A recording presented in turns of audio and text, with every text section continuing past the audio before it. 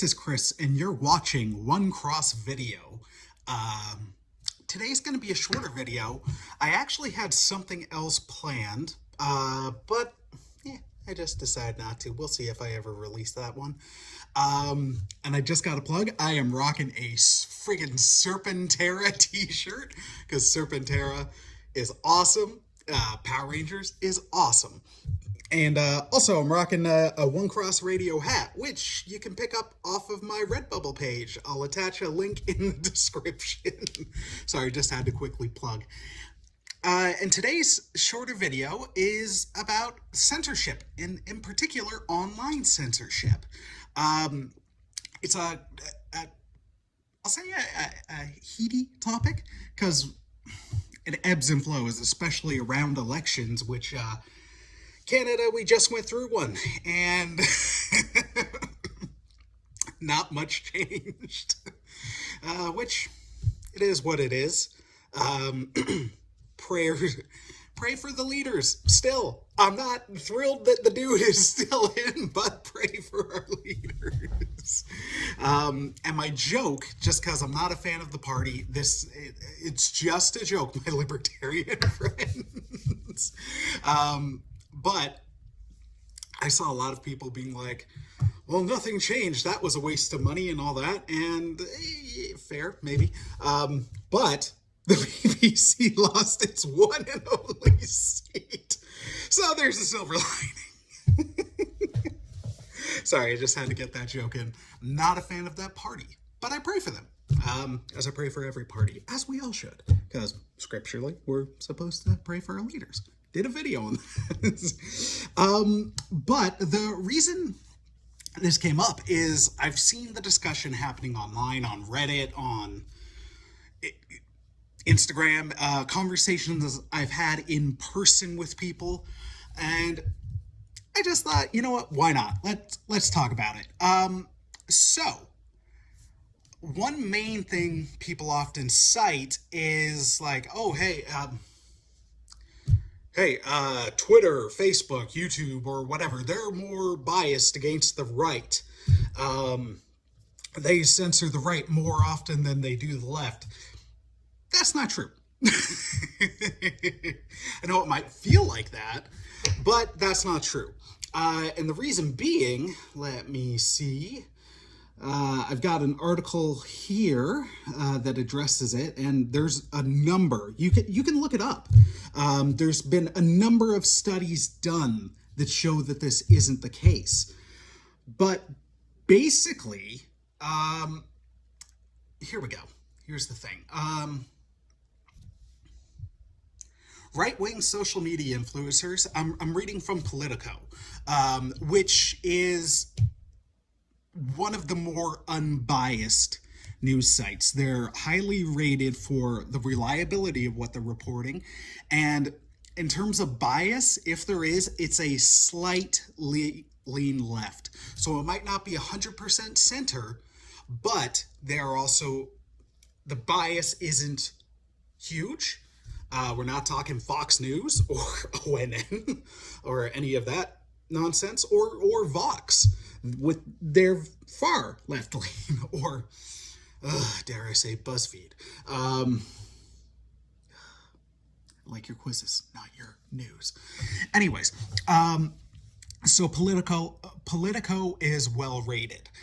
So this part in particular, right-wing social media influences, conservative media outlets, and other GOP supporters dominate online discussions around two of the election's hottest issues. And this was written back in 2020, around the time of the U.S. election. So the two issues were the Black Lives Matter movement and voter fraud. And according to a review of Facebook posts, Instagram feeds, Twitter messages, and conversations on two popular message boards, the right dominated this, and their lead isn't close. As racial protests engulfed the nation after George Floyd's death, users shared the most viral right-wing social media content more than 10 times as often as the most popular liberal posts, frequently associating the Black Lives Matter movement with violence and accusing Democrats like Joe Biden of supporting riots. People also shared conservatives' most read claims of rampant voter fraud roughly twice as often as they did liberals, or traditional media's outlets' discussions on the issue, this analyst found. The conservatives' tactics included spinning mainstream media coverage on voting irregularities into elaborate conspiracy theories, sometimes echoed by Trump, and that the theories were that Democratic lawmakers are trying to steal November's election.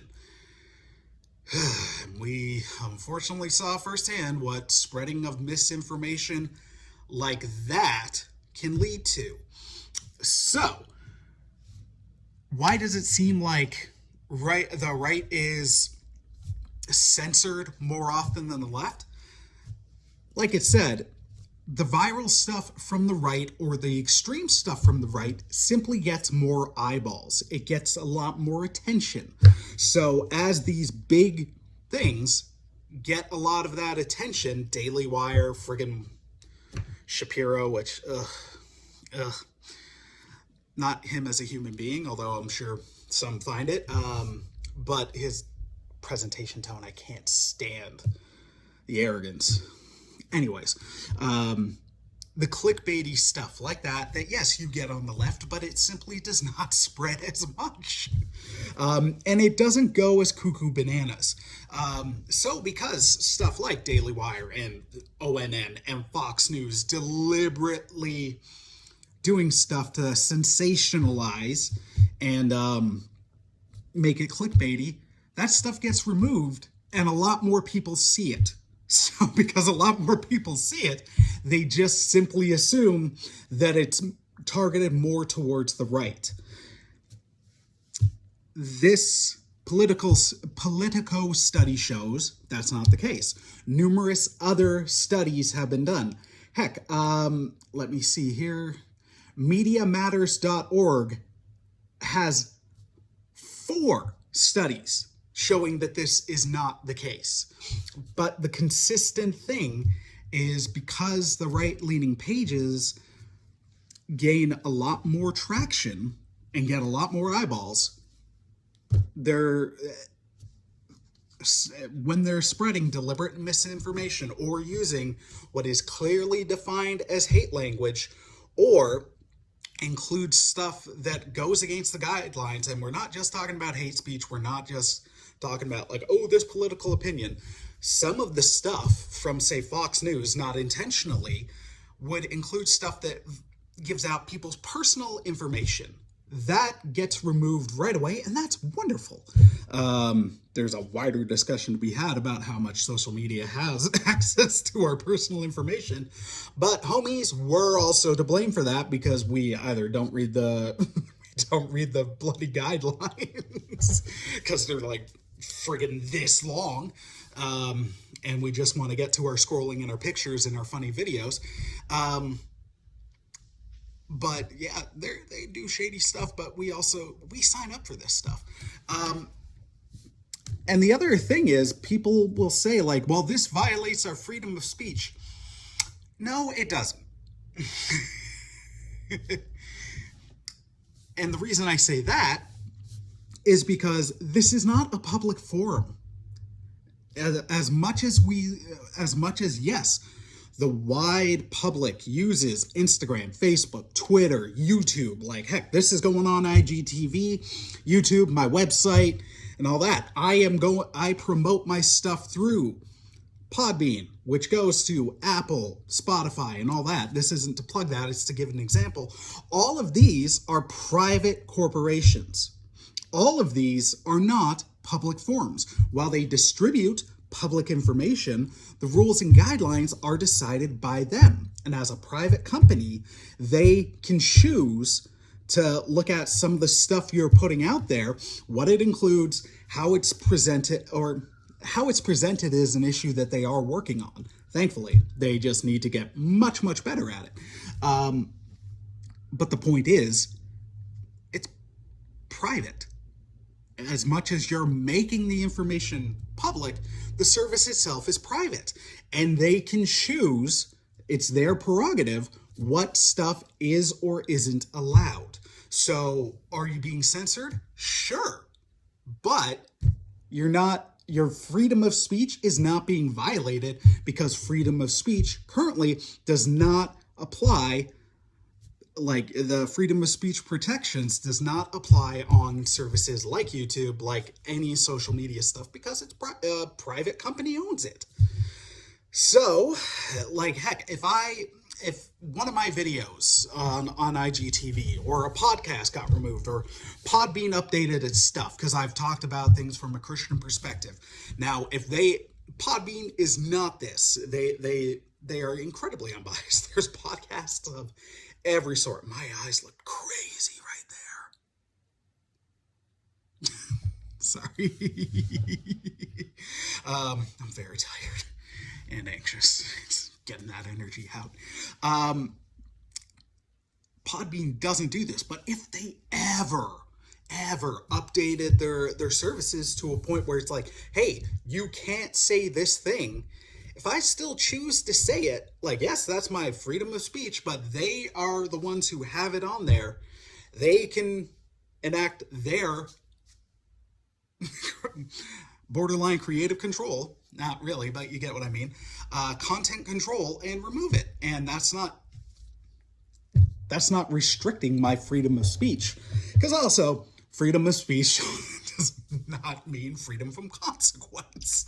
You're free to say stupid, hateful things, just as you're free to say great, uplifting things. I much more encourage the latter, because the former is bad. It just is. You're free to do it, but that doesn't mean you should do it, and that doesn't mean there won't be consequences when you do it. And also, it protects people from the government going in on their speech, not individuals or private companies.